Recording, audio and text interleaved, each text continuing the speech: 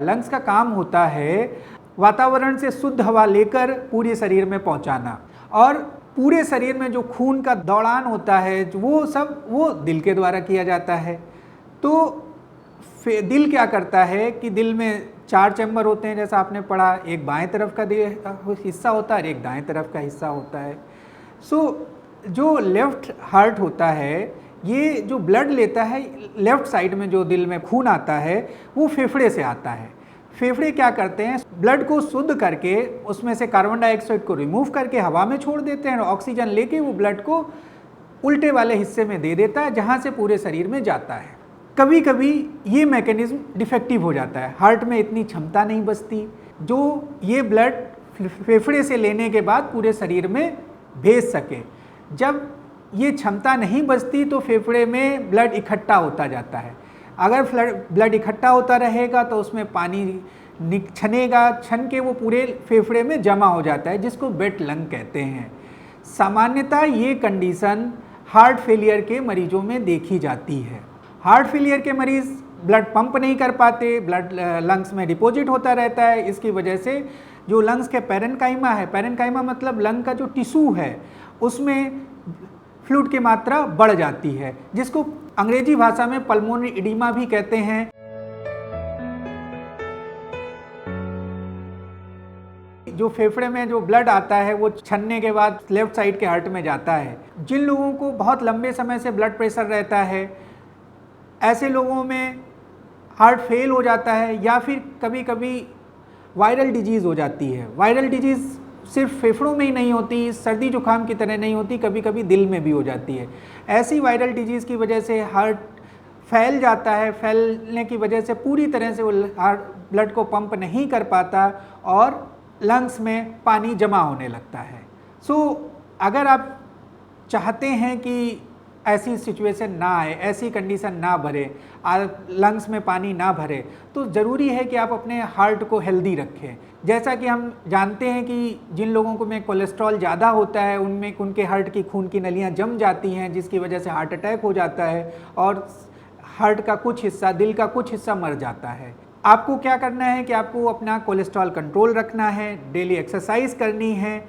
और इसके अलावा जिन लोगों को ब्लड प्रेशर, बहुत लंबे समय से ब्लड प्रेशर रहता है, धीरे धीरे उनका जो लेफ़्ट साइड का हार्ट है वो बड़ा होता जाता है, उसकी दीवारें जो चौड़ी होती जाती हैं, और इस वजह से भी जब लंबे समय तक ब्लड प्रेशर रहता है तो दिल फैल जाता है और वो पंप नहीं कर पाता। ऐसे मरीजों में भी पल्मोनरी एडिमा की दिक्कत होती है। तो सबसे ज़रूरी आपके लिए है कि आप अपना जो जीवन है उसमें एक्सरसाइज, अच्छा खाना, कम कोलेस्ट्रॉल वाला खाना और समय से दवाएं सबसे इम्पोर्टेंट है। अगर आपको ब्लड प्रेशर है तो आपको समय से दवाएं लेनी पड़ेंगी। साथ में रोज़ाना कम नमक का सेवन करना, कम नमक के सेवन करने से भी ब्लड प्रेशर कंट्रोल रहता है और हमारा दिल स्वस्थ रहता है।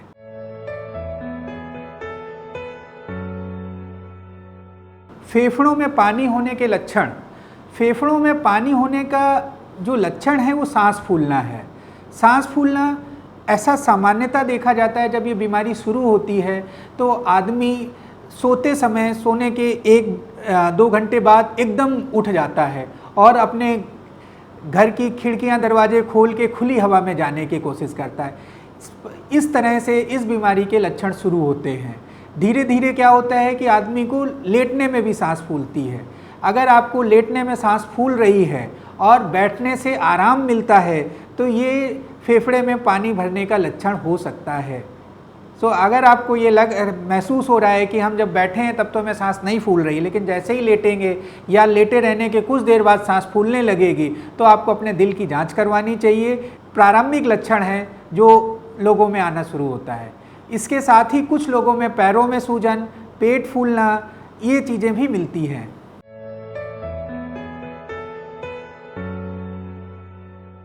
जब इमरजेंसी में ऐसा मरीज आता है जिसको सांस फूल रही होती है और लेटने में परेशानी होती है, तो सबसे पहले उसका एक ईसीजी किया जाता है।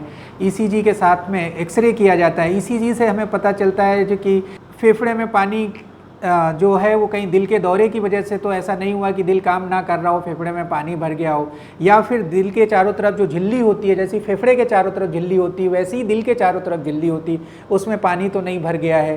साथ में जब एक्सरे कराया जाता है, एक्सरे कराने पर सफ़ेद सफ़ेद छाया मिलती है दिल के दोनों तरफ, अगर जिसको जो छाया देख के भी पहचाना जाता है कि पेशेंट में पल्मोनरी एडिमा की दिक्कत हो सकती है। इसके अलावा जब गर्दन की जो वेन्स होती हैं जो आपको उभरी हुई दिखती हैं, इनको भी देख के पहचाना जा सकता है कि पेशेंट को पल्मोनरी एडिमा हो सकता है। इसके अलावा ब्लड की जांचों से भी पता चलता है, या फिर और अगर बहुत एडवांस टेक्निक में जाएं तो जो खून की नलियां गले से जाती हैं, इनसे दूरबीन डाल के कैथेटराइज करके भी पता किया जाता है।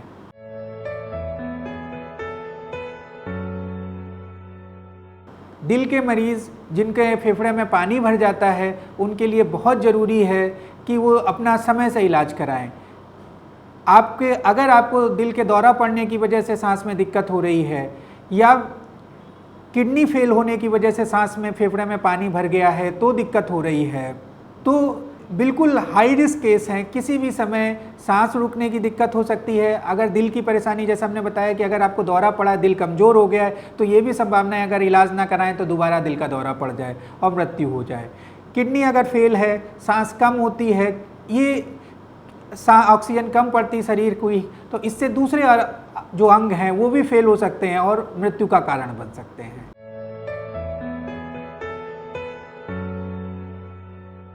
फेफड़ों में पानी का जो मुख्य कारण दिल होता है और दिल के बाद किडनी होती है, तो दोनों केसेस में शरीर के अंदर पानी बढ़ गया होता है। तो इसके लिए क्या किया जाता है कि हम जो पेशाब बढ़ाने की दवाएं देते हैं, उससे पेशाब बढ़ाने की दवाओं से शरीर के अंदर से पानी कम किया जाता है। जब शरीर के अंदर पानी कम होता है तो फेफड़े में भी पानी कम हो जाता है। साथ में अगर दिल में हार्ट अटैक की वजह से होता है या फिर किसी और परेशानी, दिल की परेशानी की वजह से होता है, तो उसका इलाज किया जाता है। अगर किडनी की वजह से पानी एक्सेस होता है और दवाएँ देने पर भी शरीर से पानी कम नहीं होता है, तो उसके लिए डायलिसिस की भी ज़रूरत पड़ती है।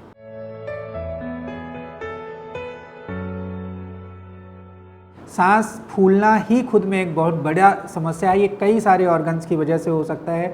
तो पहले आप हॉस्पिटल जाएं, हॉस्पिटल जाके अपना चेकअप कराएं, पता लगाएं कि किस वजह से आपकी सांस फूल रही है। आपकी सांस की बीमारी सिर्फ दवाओं से ठीक हो जा सकने वाली है, या हार्ट अटैक, दिल की है वो दिक्कत है, या फिर किडनी की परेशानी है। किडनी की परेशानी सामान्यतः देखी जाती है कि डायबिटीज़ के जो रोगी होते हैं उनमें मिलती है। डायबिटीज़ के रोगियों की किडनी ख़राब हो जाती है डायबिटिक नेफ्रोपैथी की वजह से, ये है। तो आपको अपना शुगर चेक करा के, शुगर की दवाओं समय से लेके, एक्सरसाइज करके, योगा करके आपको शुगर कंट्रोल रखना है और अपनी किडनी को आगे ख़राब होने से बचा सकते हैं। यही चीज़ अगर आपको दिल की वजह से है तो आप एक्सरसाइज कर सकते हैं। ब्लड प्रेशर की अगर आपको शिकायत है, समय से ब्लड प्रेशर की दवाएं लें, ब्लड प्रेशर कंट्रोल रखें, तो आप इस समस्या से बच सकते हैं।